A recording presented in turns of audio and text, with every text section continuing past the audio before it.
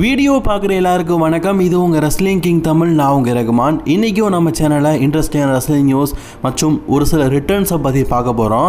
First இந்த returns யாரெல்லாம் அப்படிங்கிறத பற்றி பார்க்கலாம். டபிள்யூடியில் பார்த்தீங்கன்னா கிட்டத்தட்ட ஒரு 8 வருஷத்துக்கு முன்னாடி பார்த்தீங்கன்னா ஒரு மிகப்பெரிய ஒரு டேக் டீம் மக்கள் மத்தியில் பிடிச்ச டேக் டீமாக இருந்தது. ஆனால் இது வரைக்கும் அவங்க டேக் டீம் டைட்டில் வின் பண்ணதில்லை.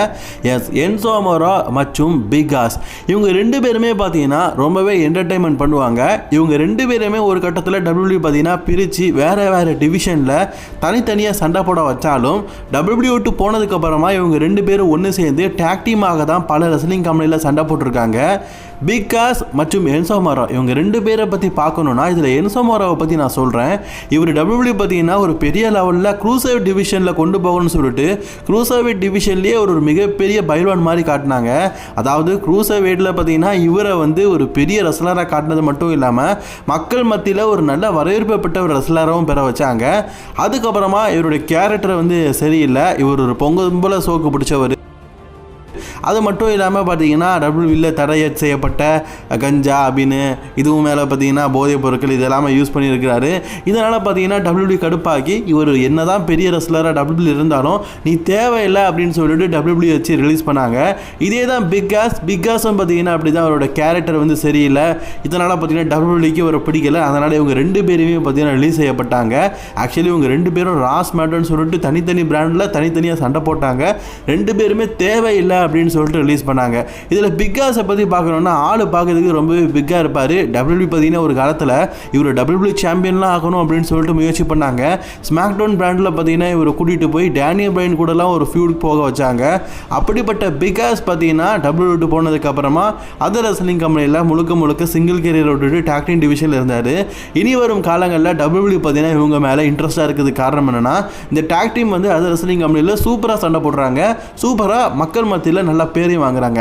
இவங்களை டபிள்யூக்கு கூட்டிகிட்டு வந்தால் டபிள்யூக்கு ஏதாவது பிரோஜனமாக இருக்கும் அப்படிங்கிற எண்ணத்தில் டபிள்யூக்கு கூட்டிகிட்டு வரலாம் அப்படிங்கிற எண்ணத்தில் இருக்கிறாங்களாம். ஸோ என்சோ அமோரா மற்றும் பிக் ஆஸ் கூடிய சீக்கிரம் டபிள்யூ வர போகிறாங்க. ஸோ அதுக்கப்புறமா இன்னொரு ரிட்டர்ன் இருக்குதுன்னு சொன்னோம்ல, அது வேறு யாருமே கிடையாது, பேட் பனியை பொறுத்த வரைக்கும் பார்த்தீங்கன்னா டபிள்யூவில் ஒரு 2 மேட்சஸ் விளையாடி இருக்காரு. இவர் உலக புகழ் பெற்ற பிரபல பாடகர். அடிக்கடி பார்த்தீங்கன்னா பொம்பளை விஷயத்தில் கேஸுகள்லாம் எடுத்து ஜெயிலுக்கு போனாலும் மக்கள் மத்தியில் பேட் பனிக்கு பார்த்தீங்கன்னா ஒரு பெரிய பேர் இருக்குது.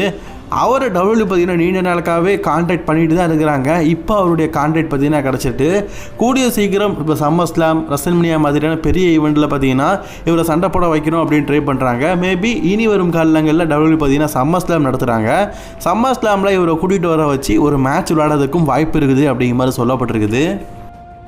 சிஎம் பாங்க் பார்த்தீங்கன்னா இப்போ ஏசிஎலி கூட வெக்கேஷனில் இருக்கிறாரு. ஸோ இப்போதைக்கு பார்த்தீங்கன்னா அவருக்கு ஏற்பட்ட காயங்கள் அனைத்தும் பார்த்தீங்கன்னா ஓரளவுக்கு கியூர் ஆனாலும் சிஎம் பாங்க் இப்போதைக்கு டபிள்யூக்கு தேவையில்லை. அவருடைய தேவை அப்படிங்கிறது அடுத்த மாதம் தான். அதாவது பார்த்தீங்கன்னா சம்மர் ஸ்லாம் டைமில் தான் சிஎம் பாங்கோட தேவை டபிள்யூக்கு இருக்குது. சிஎம் பாங்க் இனி வரும்போது பார்த்தீங்கன்னா ஸ்மாக்டவுன் பிராண்டை தேர்ந்தெடுப்பார் அப்படிங்கிற மாதிரி நிறைய செய்திகள் இருக்குது. ஏன் அப்படின்னு கேட்டிங்கன்னா இப்போதைக்கு ராவை பொறுத்த வரைக்கும் போதும் லிஸ்ட்டு ரொம்ப பெருசாக இருக்குது, சாப்பாடு நிறைய இருக்குது அப்படிங்கிறவங்களுக்கு நிறைய பேர் இருக்கிறாங்க. ஏன்னா அங்கே பார்த்தீங்கன்னா நீங்கள் ஒரு பக்கம் ஓபாஃபமி இருக்காரு, பிராக் வந்தாலும் பிராக் தான் வராரு, ரோமன் இருக்கார், ஊசோஸ் இருக்கார், ஜேக்கப் ஹார்ட் இருக்கார், இவ்வளோ பேர் இருக்கிறாங்க. பெரிய டாப் ரெஸ்லர்ஸ் இதுக்கு மேலே ஃபின் பேலர் இருக்கார், டாமினிக் இருக்கிறாரு. அதாவது ரா போதும் அப்படிங்கிற அளவுக்கு ரொம்பவே நிறைய ரெஸ்லர்ஸ் இருக்கிறாங்க. ஸ்மாக்டவுன் சைடு பார்த்தீங்கன்னா ட்ரூ அவர் இன்ஜுரியில் இருக்கார், ரேண்டி அவர் இன்ஜுரியில் இருக்கிறாரு, கோடி ரோட்ஸ் மட்டும் தான் பார்த்தீங்கன்னா கரடி மாமான்னு சொல்லிட்டு கதை போட்டுட்ருக்காரு. வீக்லி ஸ்மாக்டவுன் பார்க்குறோம், நமக்கும் பார்த்தீங்கன்னா தூக்கம் கண்ணை தான் கெட்டுது. அதனால தான் பார்த்தீங்கன்னா ஸ்மாக்டவுனில் ஒரு சின்ன சேஞ்சிங், அதுவும் சில ரெஸ்லர்ஸை ராலேருந்து ஸ்மாக்டவுனுக்கு கொண்டு போனாலும் அந்தளவுக்கு ஒர்க் அவுட் ஆகலை. குந்தர்லாம் ஸ்மாக்டவுனுக்கு போயும் அந்தளவுக்கு ஒர்க் அவுட் ஆகலை. அதனால் பார்த்தீங்கன்னா நம்ம சிஎம் பாங்கை கொண்டு போக வைப்போம். ஏன்னா சிஎம் பாங்கை பொறுத்த வரைக்கும் ரால இருக்கிற பல பேர் கூட சண்டை போட்டுட்டாரு. பட் ஆனால் ஸ்மாக்டவுனில் ஒரு நியூ ஃபியூஸாக ஒரு எப்படி சொல்ல நியூ ஸ்டோரி லைன் எதுவுமே கொண்டு போனதில்லை. அவருக்கும் கோடி ரோட்ஸ்க்குமான மேட்ச் எல்லாம் ஃபேன்ஸ் மத்தியில் ஒரு பெரிய ட்ரீம் மேட்சாக வேறு பார்க்கப்படுது. ஸ்மாக்டவுனில் ஒரு ஸ்டோரியாக மூவ் பண்ணணும்னா கண்டிப்பாக பங்கு ஸ்மாக்டவுனில் இருக்கணும்ல. அதனால தான் சிஎம் பங்க் ஸ்மாக்டவுனுக்கு போகிறதுக்கு வாய்ப்புகள் அதிகமாக இருக்குன்னு சொல்லப்பட்டிருக்குது. நல்ல விஷயந்தான். சிஎம் பங்க் டபிள்யூபிள்யூக்கு வந்ததுக்கப்புறமா ஸ்மாக்டவுனுக்கு அடிக்கடி வந்திருக்காரு. ஆனால் இது வரைக்கும் ஸ்மாக்டவுனில் எந்த விதமான மேட்சையும் விளையாடினது இல்லை. ஸோ பங்கு ஸ்மாக்டவுன் போகிறது என்னை பொறுத்த வரைக்கும் நல்ல விஷயந்தான். மிஷின் மியா எம்மை பற்றி நிறைய பேருக்கு தெரியும். இப்போ அவங்க ஸ்மாக் டவுன் பேண்டில் தான் சண்டை போட்டுட்டு இருக்கிறாங்க. சமீபத்தில் கொடுத்த இன்டர்வியூவில் அவங்களுடைய ஹஸ்பண்டை பற்றி பேசியிருக்காரு. அதில் பார்த்தீங்கன்னா தான் ஹஸ்பண்டுக்கு வந்து 44 வயசு ஆயிடுச்சு. இப்போ அவர் வந்து சண்டை போடுறதுக்கு ரெடியாக தான் இருக்கார். ஆக்சுவலி கெய்திலியை பொறுத்த வரைக்கும் அவர் AEW தான் ஒர்க் பண்ணிட்டு இருந்தார். கெய்திலி தான் பார்த்தீங்கன்னா மிஷின் மியாவுடைய ஹஸ்பண்டு. அவர் முன்னாடி இப்படி WWE ஒர்க் பண்ணியிருக்காரு, நிறைய பேருக்கு தெரியும் நினைக்கிறேன். ஈவன் வின்ஸ் மெக்மன் காலத்தில் கெய்திலியை WWE சாம்பியன் ஆகணும் அப்படிங்கிற எண்ணத்தில் ஒரு காலத்தில் பார்த்தீங்கன்னா வின்ஸ் மெக்மன் இருந்தார். அதுக்கப்புறம் இவருக்கு ஹார்ட் அட்டாக்லாம் ஏற்பட்ட பிறகு இவனை வச்சு ஒன்றும் செய்ய முடியாது சொல்லி WWE ரிலீஸ் பண்ணார். அப்படிப்பட்ட கைத்தில் AEWலாம் போய் அங்கேயும் பார்த்தீங்கன்னா ஓரளவுக்கு நல்லா சண்டை போட்டுட்டு இப்போ AEW இருந்தும் வெளியே வந்துட்டார். இப்போ அவர் எந்த கம்பெனிலையும் மஸ்லிங் பண்ணலை. கெய்த்லியை பார்த்தீங்கன்னா அவர் ஒய்ஃப்கிட்ட கேட்கும்போது WWE வந்து நான் வந்து ட்ரை பண்ணிகிட்டு இருக்கிறேன், கூடிய சீக்கிரம் கெய்த்லியை நீங்கள் வந்து ரிங் ஆக்ஷனில் பார்க்கலாம் அப்படிங்கிற மாதிரி மிஷின் மியா சொல்லியிருக்கிறாங்க. பொதுவாகவே பார்த்தீங்கன்னா ஹஸ்பண்ட் அண்ட் ஒய்ஃப் WWE யாராவது ஒருத்தர் வேலை பார்த்தாலே போதும், இன்னொருத்தரை ரிட்டர்ன் ஆக வைக்கிறதுக்கு ஈஸியாக இருக்கும். இப்படி தான் பார்த்தீங்கன்னா அலிஸ்டா பிளாக்கெல்லாம் கூட்டிகிட்டு வந்தாங்க செலினா வேக்கை பயன்படுத்தி. கடைசியாக செலினா வேக்கையும் சரி அலிஸ்டா பிளாக்கையும் சரி சேர்த்து ரிலீஸ் பண்ணிட்டாங்க. அந்த மாதிரி தான் பார்த்தீங்கன்னா இப்போ மிஷின் மியா பார்த்தீங்கன்னா தான் ஹஸ்பண்டை எப்படியாவது WWE கூட்டி வரணும்னு சொல்லிட்டு ரொம்ப ட்ரை பண்ணிகிட்டு இருக்காங்க. சரி வந்தால் நல்லா தான் இருக்கும். இந்த கெய்த்லியை பொறுத்த வரைக்கும் நீங்கள் பார்த்தீங்கன்னு வைங்களேன், அப்படியே பார்க்கறதுக்கு எரும மாடுமா இருப்பார். இவர் மூஞ்சை பார்த்தாலே நமக்கு மார்க் என்ட்ரியோட ஞாபகம் தான் வரும். சரி நான் சும்மா உருவகெளியெல்லாம் பண்ணலை, சும்மா சொன்னேன், பேச்சுக்கு தான் சொன்னேன், சரிங்களா, தப்பாக நினச்சிக்காதீங்க. ஏன்னா நானே பார்க்குறது அந்த மாதிரி தான் இருப்பேன். இப்போ கெய்த்லி இருக்கிறார்ல, அவர் பார்த்தீங்கன்னா WWE வந்துட்டார்னா நிறைய ட்ரீம் மேட்சஸ் சொல்லலாம். கெய்த்லி எப்படிப்பட்டவர்னா இப்போ நீங்கள் பார்த்தீங்கன்னா இவரெல்லாம் எங்கே சண்டை போடுவார், லைட்டாக தான் சண்டை போடுவார், ஹெவியெல்லாம் சண்டை போட மாட்டார் அப்படிங்கிற மாதிரி நம்மளாம் நினைப்போம். ஆனால் இந்த ஆள் பார்த்தீங்கன்னா பறந்து அடிப்பார். தொப்பை 2 அடிக்கு பார்த்தீங்கன்னா கீழே தொங்கிட்டு இருந்தாலும் மனுஷன் சண்டை போடுற விதம் இருக்குது. எல்லாருமே பார்த்தீங்கன்னா மிரள வைக்கிற மாதிரி சண்டை போடுவார். ஸோ இவர் WWE வந்தால் நல்லா தாங்க இருக்கும். லுட்விக் கேசரை இப்போ போலீஸ் வந்து அரெஸ்ட் பண்ணிட்டாங்க. WWE பார்த்தீங்கன்னா ஜாமீன் கேட்டதுக்கு இப்போதைக்கு பார்த்தீங்கன்னா கோர்ட்டு வந்து ஹாலிடேயில் இருக்கிறதுனால அதை தள்ளுபடி பண்ணியிருக்கிறாங்க.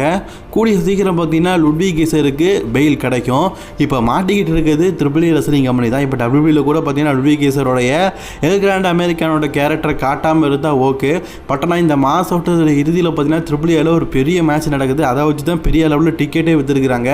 அதுதான் மாஸ்க் வெர்சஸ் மாஸ்க், அதாவது original El Grande Americano versus duplicate El Grande Americano கூட மாஸ்க் வெர்சஸ் மாஸ்க் மேட்ச் நடக்குது. இதில் தோற்கிறவங்க பார்த்தீங்கன்னா மாஸ்கை கலத்தி அவங்களுடைய உண்மையான ரூபத்தை காட்டணும். அந்த மேட்ச் இந்த மாதம் இறுதியில் நடக்குது. அது பெரிய எதிர்பார்ப்பில் இருக்குது, நிறைய பேருக்கு தெரிஞ்ச விஷயம் தான்.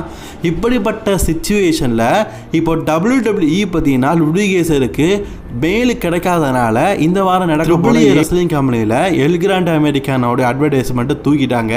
அதாவது இன்னும் ஒரு வாரம் கிடக்குது, அதுக்குள்ளே அவங்களுக்கு மெயில் கிடச்சிரும். ஆனால் இந்த வாரம் நடக்க போகிற AAA ஷோவில் கண்டிப்பாக வந்து எல் கிராண்ட் அமெரிக்காவை காட்டணும்ல. ஆக்சுவலி எல் கிராண்ட் அமெரிக்கானோட ஸ்டோரி லைன் AAAல எப்படி இருக்குது தெரியுமா?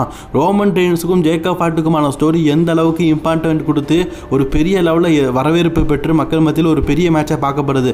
அதே மாதிரி தான் AAAல இந்த மேட்சை பெரிய லெவலில் மக்கள் பார்க்குறாங்க. அதனால தான் பார்த்தீங்கன்னா இப்போதைக்கு WWE பார்த்தீங்கன்னா இந்த வாரம் நடக்கப்படுற AAAல வந்து எல் கிராண்ட் அமெரிக்காவை காட்ட முடியாதுன்னு சொல்லிட்டு அவரோட பேரை ரிமூவ் பண்ணிட்டாங்க.